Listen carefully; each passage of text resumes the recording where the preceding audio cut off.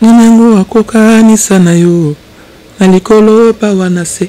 pona kati ya motema nanga je connais qu'un seul amour nzambo ya mima komikaba komipesa mobima konzo ya kokana nyonso oza nyonso motu ya nanga Emmanuel. J'apprécie beaucoup frère Dodo Zala Kimia, je t'aime beaucoup. Donc pour moi c'est vraiment un jeune frère que j'aime beaucoup, j'apprécie et j'ai beaucoup d'estime pour lui. Alors ce qui est dans la tolé dans le mon par rapport peut-être à Koloba.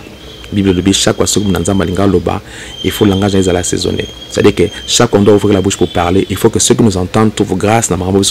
c'est ce que la Bible nous dit. En tant que Moudanzambi, en tant que bouche, une bouche par laquelle Dieu passe pour véhiculer son message, il faut avoir le langue, ma façon, il y a loba. Pourquoi? Parce que nous avons appelé tant de bateaux déjà, nous avons appelé bateau kakayo, bateau alanda kayo, faut que nous ayons Emmanuel et Pamboli bateau. Alors certainement bateau pas dans bateau, il y a qu'on makayo kakayo, ngolo banin, ngolo Bible le bito remet langue 7 fois. Donc remet en opena 7 fois, donc balolong opena 7 fois avant oloba. Parce que moni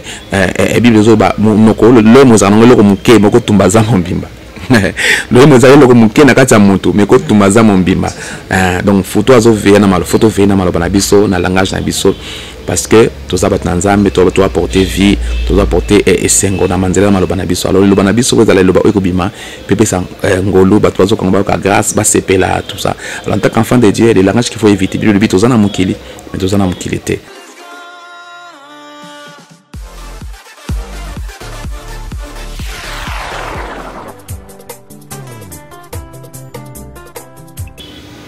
Shalom, shalom bote na balandi nyonso ya chaîne na bino bolingaka mingi Moïse Matuta TV oyo ya chaîne tosali yango pona kopesa bino ba information nyonso ya bien aimé na bino Moïse Matuta TV. Loko tosenga na bino eza bo s'abonner massivement na chaîne na bino pour que bozo ka ba information ndeko na bino Moïse Matuta oyo bo sepelaka na ye na banzemo makabino toujours na présence ya Nzambe. Avec toko luka Moïse Matuta lokola nanu kulutu nanu na musala oyo ya koyembela Nzambe pongana bino toyebi lisolo ya ndeko na biso Lord Lombo etungisi ebele ya bato mais na makambo nyonso bakulutu bazalaka obakoza pena makanisi ya malamu par rapport ya likambo oyo ekomeli ndeko na biso Lord Lombo tolingaka mingi na nzemu na pena sepela nzemu ne particulièrement Emmanuel ça l'a vraiment bien na lingaka pe to maké toujours na mitema na biso donc luka kulutu Moïse Matuta ye lokola aîné ya musala oyo ya koyembela Nzambe to tuni mituna par rapport ya likambo ekomeli leki na ye Lord Lombo. Bonjour papa Moïse. Bonjour mon frère Trésor. Je pense que tu es koluka yo awa boni musala Nzambe za ko tambola mana mpenza. Ali sungi na Nzambe tozo tambla bien. Nous les okoba kosunga biso ale male metezo évoluer kana créer na bisika Nzamba tika biso to tambla na ye na loboko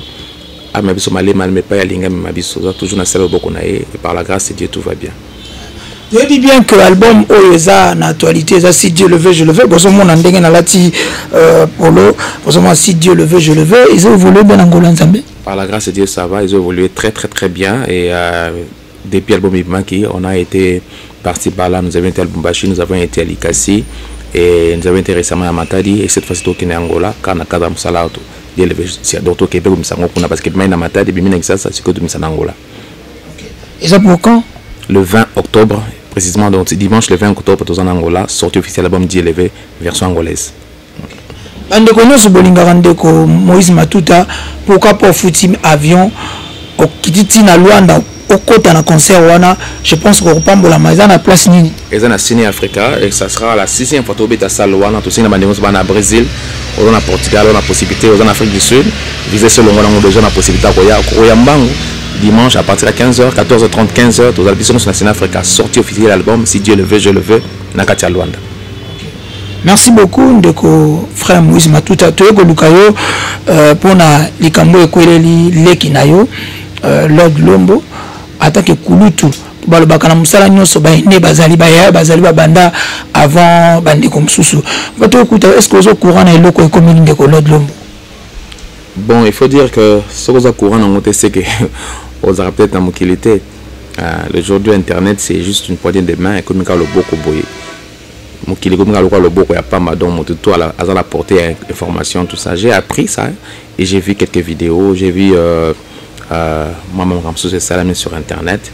et personnellement on a un peu touché, et je pourrais peut-être avoir certains conseils à lui prodiguer, et aussi na conseil monsieur à bandeko pe mususu akatali kamboana omoni na lobaka chaque fois tant que mtozo bikana na moyo akoko ekana libako akozanga mbeba te ezaka na batumi bale basala libako te za Yesu Nzambe et puis moto akufi donc mowe asaka jamais libako mowe asaka erreur te parce qu'il me connaît que c'est fini na Nzambe asaka erreur te parce que c'est moi juste il sait ce qu'il fait mais biso nous totika na sena mo awa tozara toujours na ba erreur d'une manière ou d'une autre et cause peut-être mon soza na mbeba mukina côté ya koloba mon soza na mbeba peut-être na côté ko kanisa mon soza na mbeba ndenge ko esele li kambo mon soza na mbeba ndenge ko présenter li kambo donc chaque monta ko kana monta parfait azati mon tout on a bien suffisance et to senga nzamba sunga biso pour que makambo za ba erreur nzamba corriger biso voilà ala ko courant na monaki. Alors en tant que Yaya et nina musala o ko yembela nzambe eloko nyoko loba lokola toli et pas ndeko na biso Lord Lombo. Déjà mingi, nous avons des projets ensemble. Nous avons des projets ensemble l'année 2020. Je l'ai même appelé, je crois, une semaine et demie, à Amsterdam ou à Rotterdam, quelque chose comme ça. On a parlé pour un projet, un grand projet au niveau de Kinshasa Awa. Et on a appelé la flexibilité avec Yaya Naroya. Et là, on est pour notre donc pour moi, c'est vraiment un jeune frère que j'aime beaucoup, j'apprécie et j'ai beaucoup d'estime pour lui. Alors, ce qui est dans la télé, par rapport peut-être à Koloba.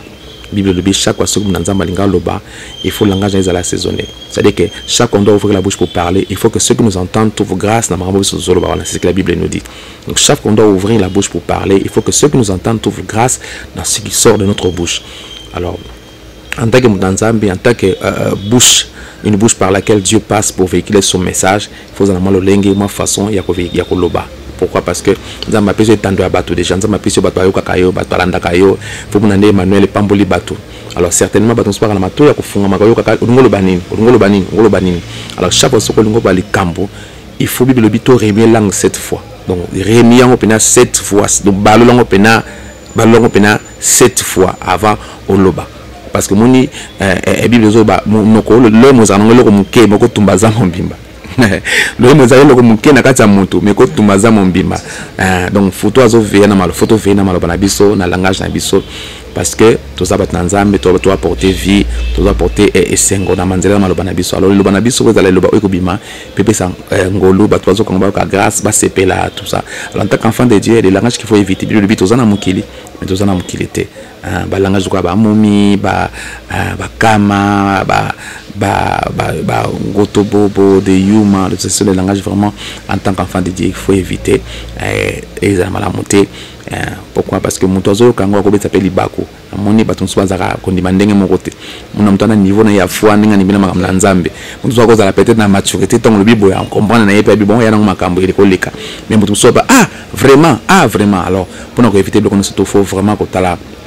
et le connaissance loba et le connaissance il conseille monsieur mi balé aujourd'hui l'internet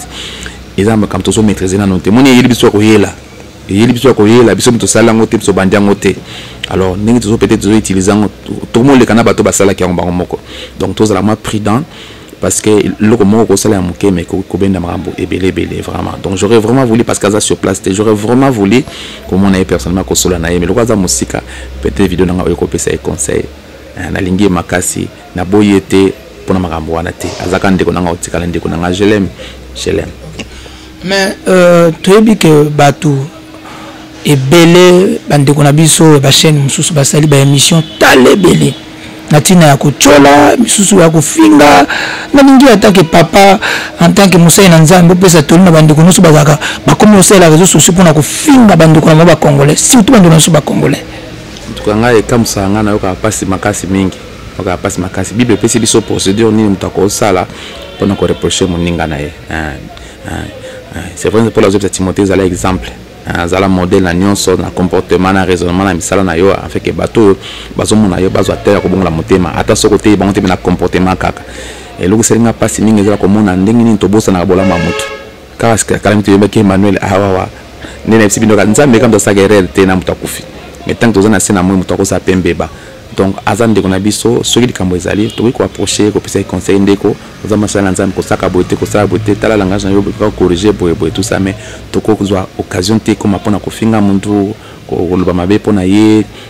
eza vraiment isuni malamu te motema wana oto komi na ngobiso comme kamusangai motema wana ya kozwa likamba muntu bobosani bolamu na nyonso da nef bolamu asala tu babosani ka moko erreur muninga sali et puis asengeli ngo pardon muninga sengeli pardon j'aurais appris qu'il a présenté des excuses pour na balobaki aza mutu na ba erreur peut-être yeye monani aza mutu to limbisa ndeko na biso aza mwana nzambe aza musala nzambe et ça les erreurs eza mutu no soit ko na mbeba to limbisa ndeko na biso mais ce qu'on a évité ce qui moi ko limbisa to sele ensuite to sele so monde so nini pour na olimisa muninga parce que on ko l'article la biso ba yeko ba tuni so to limisa combien de fois bi 77 fois 7 donc comme pour dire et amba les béli donc tant on est sur ko sala mabe ibana ko limbisa parce que ce to limbisa c'était ko ba olimisa biso te la Bible est claire si nous ne pardonnons pas ko lo baki pardonne-nous nos offenses comme nous pardonnons aussi à ceux qui ont offensé limbisa mabongo na biso ndenge to limbisa ka pe baninga ce qui veut dire ndenge to limbisa ka baninga te ko lo pe ko limbisa biso te ndenge to limbisa ka baninga yo pe limbisa biso. Et si c'est ça qui prie dans autres je pense que azande konabiso tous na motema aussi poté Bible ceux qui sont forts doivent tenir ceux qui sont faibles et donc le bâté que ceux qui m'ont salé mambeba muke communiquer mon mongo de photos soit ngoto musala de émission sans émission bimba pour na ko finga pour na ko loba mabe c'est vrai que musala nzambe faza la modèle mais aza mutu tant que na sena moya ko betape libako ela kamonyo surtout et ça la té occasion ya ko ridiculiser ya ko finga même ba poti ko finga ba famille les a bien aimé s'il vous plaît na côté liété na bité qui passe les malamu na bané ko pesa liposo conseil tango za musala nzambe ba ko saisonner langage na yo parce que okoko loba ikotumba za maloka lole moza muke mais en temps pe bana na nzambe so muninga sali mabe tozo ka te occasion ko bimisa mabe na ye et comment yo kana lu mabe tala sali boye ya ko finga aza aventurier aza boye tozo bana nzambe parce que quand tu fais ça tu pêches en même temps tozo ninga ko corriger muninga na biso a sentir que non na za na mbeba me bolingo nyonso to corriger muninga Bible le biso qui ndasali mabe lukaye pesa conseil soka yokite lukata déterminé oyena bango soka yokite basta na nzambe ba pesa conseil soka yokite ndebo livrer de procédure to sala mona no kutute to sala procédure wana te malamo to ndo tumba zamba bien aimé ezava malamo mingite to profiter lokola to kutani na ndeko Moïse Matuta to yebi ete Moïse Matuta utaki na le moissonnaire a évolué vraiment malamu na le moissonnaire azambia kandinge to lobaka na mboka na biso ya musala oyo ba jeune bele ba komi bazana posa ko koma lokola Moïse Matuta mais ba ko zo toli ba profiter pe na émission oyo to lona likamba lombo parce que yango te to vandele penza mingi bande ko baze bele ba jeune ba linga koma lokola frère Moïse Matuta moi toli na ba bilengo bazwa na musala oyo eza question mingi batu na rangai je crois que destiné à mutunza mais comme taïba en d'abord mais ce qui est non ko pesa toli eza kolona bisika nzambe kumitika nzamba kambayo nzamba ya kana présent mutu abengi mutu avant na présent quel genre futur abongsi futur na abongsi pasa ko vanda abongsi pasa ko zanda est-ce qu'on a présent bengi yosko so mitiki ya kambayo mo bonga nzego zalate na ba chaque fois na mona na mutu te nzamba simbi abongi nzela to comité so nzamba simbi yo akomi so na desina vina yo donc zala na masena makolo na nzambe to sanza mazoyebisa yo ko zala preset na kutana ndeko na matele petit papa vraiment na posa na bima na bi obima ndeli poso bima déjà pour maman o te na yeba na pe bo na bi bilo monsieur comme la personne na vente parce que nzamba mona katika mso na prêter ya ko sipoter makambo wana moni kembo ya kapena makambo ebele la gloire ya mabele tala kembo donc c'est même David taka ni wa David l'homme selon le cœur de Dieu mettant en coupe na gloire avec comme ça bateau donc faut faire très attention soit patient. Bible dit Dieu fait chaque chose bonne en son temps. Le temps et les secondes c'est Dieu qui les gère. Nzambe na moment na ye o opportunité amona ke o ikoki pona yo akobimisa yo muto kango azate na lobaka chaque fois si Dieu veut quelque chose pour quelqu'un ce ne sont pas les ennemis qui peuvent empêcher ça et kokoma nango kaka eza atako tavanda na kata ba sorcier bazanga ka ba sorcier kaka mais nuisance et aux associés parce que nzamba ça décidé ka sala muto bolam de kozala te vraiment zalama sena makolo na nzambe tikala soko za mwana na kati église tikala na église na yo bato suba zala soko bino fona bima fona kota na kota mo ngende pana pour partir akuna na bimate. Moi qui ne veux pas, je suis toujours au pied de mon père. Je suis dans Salem, ça fait beaucoup d'années. Naza toujours na serre ma papa na ngambo le révérend Israël Mbambi nazo saluer parce que ça na tirké ça m'a pambola et tant à l'émission na ma phrase. Donc voilà, tu es là, tu respectes les hommes de Dieu, tu respectes également Mibek Nanzambe na serre Nanzambe na serre onction na yo salam salam kanza ma bimsa bimsio. Il faut savoir gérer la gloire. Je crois que na Kisanga, c'était à Bunia, j'ai fait une conférence il y a 3 jours où j'enseignais, Bayembi à côté qu'on a Ming Bande comme ça AMCC sur éthique à Moyembi. Je crois que dans Angola, on profité, j'ai parlé avec les producteurs Zola pour que tu me constates la paix, on va parler, tout discuter tout solo là, entre Bayembi, hein, la gestion de la gloire, la gestion des fans, la gestion des publics. Il faut savoir gérer ça, quand on a bimalelo, mais on a belé binanouté. Mutu soko longe papa la linga komingi yo kasala ya bolingo te apse planer na nzambo atombola yo yo zo confondre yango ni likambo yo kasala papa na lelo makasi yo kasala yo na linga bolingo te azo linga linga bolingo te azo préférer azo sepela na makambo nzamba sala katikati na yo c'est ça bato bele babunga nzela ndiko moi sebisi abi papa na sepela no makasi na sepela no makasi yo kasala sepela linga bolingo te asepela na sepela na nzambe o atomboli yo na makambo sala kapona nzambe mukolo makambo ni ko za katikati yo te peut-être changer mutu mususu. Donc tout ça là, il faut savoir faire la part des choses. Quand quelqu'un te dit j'apprécie, je t'aime beaucoup, c'est pas parce qu'il t'aime pas Lingio. T'es à Lingi ne musala nzambe, à ça la katikata yo. Donc et ça makambo et belé à une émission boye vous a pas pour 600. Mais ça vraiment faut conférence moi 3 jours. Je suis en train de voir dans quelle maison nzamba pesa ba moyen pour que tu vende ça ba yembi, tout me console là. Je vais aussi parler avec les pasteurs Patrice, papa Patrice, soit ko za la peine mon copain ba na cadre AMCC, ce sont des choses au photo le belaka. Éthique à mutu nzambe, éthique à moyembi, comportement na yé. Dernière fois dans la société, langage naïe, tout ça m'a comme tout le belapé et construit un peu de cobazoua le nom Salanzan. Ndeko Moïse Matuta, tokomi koko mapenzana suka ya moi interview tozwaki, tozwa tant belé à sur la prochainement pour qu'après ça toli na bayembi et puis ba conférence est-ce que na potopé bandeko azana banda mboka pour occasion na bayembi baza partout dans le monde entier. Bien sûr, je crois que Sonza Masungi, le 14 décembre, nous allons à Stockholm. Et dans l'événement Mounini, et Bongami, na pasteur Moïse di Kenja, na niveau ya Stockholm, et les événements Mounini, nous allons faire Thomas Lokofe, na frère Mbouta, Barozala Wana, tous ensemble pour célébrer ça, 20e anniversaire de l'église. Mais ils sont dans le cadre de la 2e édition de la célébration Stockholm pour Christ. Donc, bande connaît Stockholm dans un événement, on a besoin de Stockholm pour Christ. Et par la grâce de Dieu, nous avons été sollicités, invités pour agrémenter Moussala. Ça va permettre de comment et on va faire aussi d'une pierre deux coups, c'est-à-dire à part 2e anniversaire église et tout ça la paix conférence pour Natina Moussala. Je crois que vous avez malade mingi bana nzamba za paix édifié na sens où vous allez bien makasi. Donc et surtout comme Angola après événement le 20 octobre, nous avons pensé également semaine la dimanche on a tous à la peine attendre les recevoir ba ndeko bayembi parce qu'au niveau de l'Angola aussi il y a pas mal de choses qu'il faut vraiment photo sur là parce que nous avons un rapport mingi et vous avez occasion pour na biso tout me échanger tout me ko solo là total le roni to kolonga parce que Moussala nzambe faut salema mais na nenga malamu. Nabi ko ebi ndeko to pesa toli ya malamu pa ndeko na biso Lord Lombo bana nzambe bandeko nyonso tozongisa ndeko na biso na motema tolinga ye kaka za moto ne papa otikolo basiko nabi ko yeba nzemu na ye moestre ande ya nzembo ndeko Lord Lombo ninango akokanisa na yo na likolo pa wana se pona kati ya motema nanga je connais qu'un seul amour nzambo ya mima komikaba komipesa mobima konzo ya kokana nyonso oza nyonso motu ya nanga Emmanuel. Voilà, Dieu, j'apprécie beaucoup frère Lodo. Zala Kimia, je t'aime beaucoup. Zala Kimia, mutabwa ki yo azate. Oza ndeko na biso erere la monyo surtout, mais nous t'aimons toujours, nous te soutenons. Mais yo kanta ke moi na nzambe, il va se rectifier, bâtir et puis évoluer. Na baka chaque fois champion aza o moto akwa libelate. Champion za moto aza makasi à côté de ma père kontenenzela. Soko pa ko ezali telema popula mabele continuer. Mais le but 7 fois les justes tombent, 7 fois l'Éternel les relève. C'est une chute, mais tu peux te relever avec Dieu. Dieu te donne la seconde chance au côté de ma source continuer zela na yo parcours normal ne papa Didier Lobaka, moto kanga parcours te. Bilanga ekola kana mai mutakola kana toli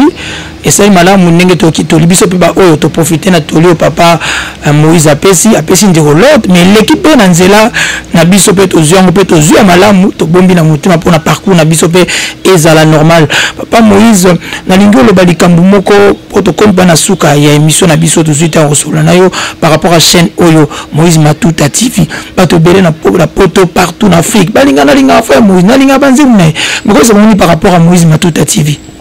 Vraiment, nous avons mingi. Bon, continuer à s'abonner massivement à la chaîne Oyo. Toujours préparer un programme très consistant. Il y a une émission avec Maman Jemima Matuta qui bientôt va reprendre ces émissions. C'est pas Moussa Lezo, Kangaye Manda mingi, mais bâton, mais tout organiser de manière à ce que conseil soit conseil naé aux jeunes filles, conseil naé na ba maman, partage na groupe na ba femme excellente en Christ. Moussa bazana Elman, baza par-ci par là, baza la conférence à Bango. Donc on aura des temps. La mission avec le pasteur de la foi Ezali, tout ça, le programme est belé, live, la chaîne live, musique, nabiso, live, il y a répétition, nabiso. On a tellement de programmes et belé, descendre sur terrain, il y a comment les gens réagissent par rapport à Moussala Tozo Sala, on a interview, il y a des calamité, des interviews, papa Thomas Lokofe, avec la chaîne par rapport à mon appel Moussala Nabiso. Nous avons pas mal de programmes pour l'édification des bottes dans mais vous ne serez pas déçus. On va continuer à soutenir Bisso. Nous avons mis tout ça qui peut. Tout ça qui demande la bande de sauter la à partir à poto au cause à péter la guitare au cause à péter la la pambolinzambe et la ndeko à partir des États-Unis bien tout autant comme on a été pour la discrétion assommer biso synthétiseur assommer biso ba faire ba guitare et tout vraiment l'exception on a ça même photo bon mon yango donc eza nango déjà et ils ont y a l'agence vraiment nzama pambola et na bosanité maman Françoise à partir allemand il y a France assommer biso na musala oyo donc sokoza oyo qui peut biso pas yozali au cause à peut-être nango te moko tindata